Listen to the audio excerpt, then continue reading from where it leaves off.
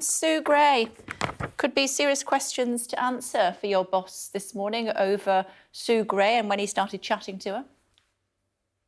I don't think so. I mean, look, we've talked about this before, Kay. The simple truth is there's a process here. It will all be in the public domain. Eventually, any interest there is in this because of the shocking Downing Street parties and that led to the downfall of Boris Johnson. All of that will be in the public domain. There is a process. This committee looks at this. It comes up with a recommendation.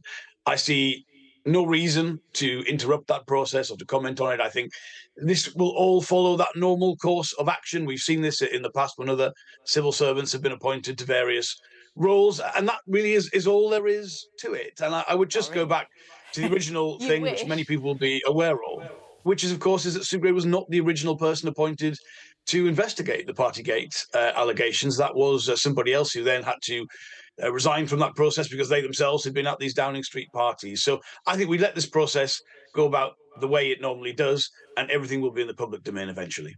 It will, including the view from the government, which we'll hear later on today. And it's likely to conclude that Sue Gray broke the Civil Service Code by accepting a job as Keir Starmer's Chief of Staff. And it's likely that her appointment will be delayed for potentially up to 2 years. Well, look, we don't know what is in the statement that might happen today. We have to wait to listen to that. Frankly, when I hear these things, what I hear repeatedly is, again, Conservatives will never accept responsibility for their own actions. So even when a Downing Street party scandal has led to the downfall of a Prime Minister, they're still always looking to blame somebody else. I think they'd be better off, to be honest, just admitting their own conduct at times, taking some responsibility for that. But look, let's see what they say. There's a process here. It's going to be followed. That's the right thing to do. It doesn't pass the sniff test, though, does it? Is she worth all the hassle?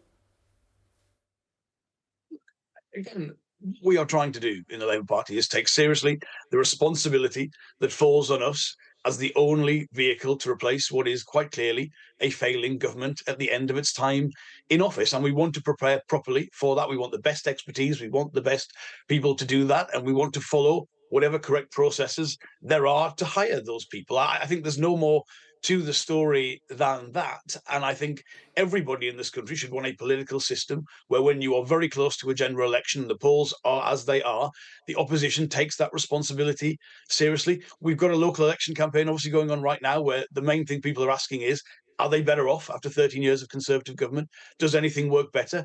But can we take that responsibility, that opportunity seriously to replace the government? And that responsibility is all we are seeking to take properly forward. And I think having the best people working with the Labour Party to prepare us for this opportunity, for this big election coming up, that has got to be the right thing to do. Yeah, an election next year and you might not have a Chief of Staff.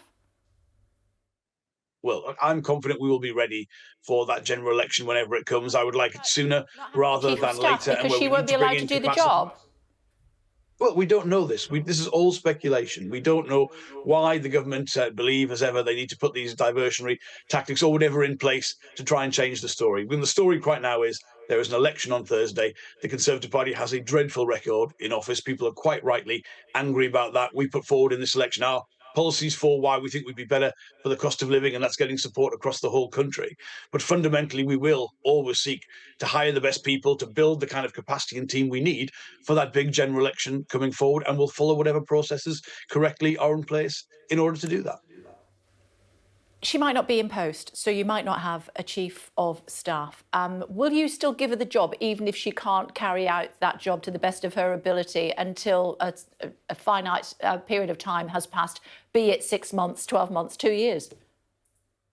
There's nothing more I can say on this. The speculation that is in place is not particularly helpful. We don't know any of this for certain.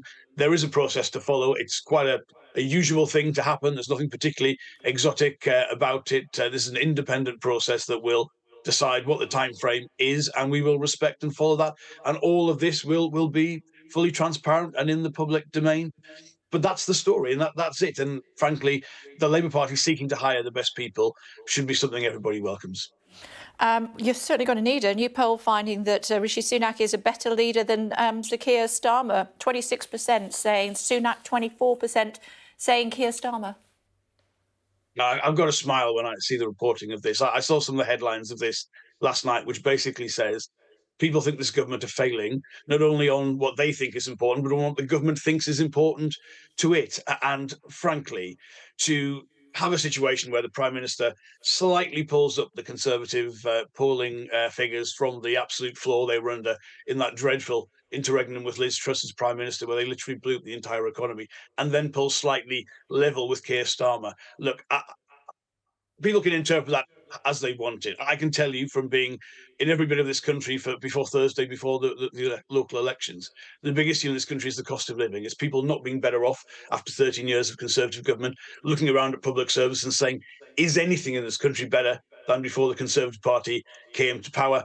And I am confident in our leader and our programme that we are putting forward as to why we will be better than that. And I think that is the poll that will count Thursday's Okay, let me voting, and of ask course you, the agenda long in a year's answers time. long answers today. Let me ask you, is Labour planning to scrap the single person's allowance on council tax? No. I understand there's a consultation that has taken place, I believe, in Wales, but this is not part of our national plans for the UK Labour Party. And if we were putting forward anything like that, that would be obviously part of a wider programme of reform. But the simple answer to that question is no. And a quick thought before I let you go. BP, $5 billion worth of profits in the first quarter of this year. How much would you let them keep? Well, we would do a proper windfall tax, which means taxing at the same rate as Norway. It means starting that windfall tax from January 2022, when the windfall began to be accrued, and not having those big allowances for new oil and gas exploration and development. And that would raise over £10 billion additional to what the government have done. We would use that to help the economy and households overall, which would mean freezing council tax this year. And I believe what we've seen today from the profit figures for BP fully validate the argument that we have put forward, and actually would be a far better plan for the economy overall, as well as a fair one. I want British companies to make a profit, but I want, where we've seen an unexpected windfall, for that to be shared more fairly. And that is the argument for a windfall tax, which I think has been reinforced today.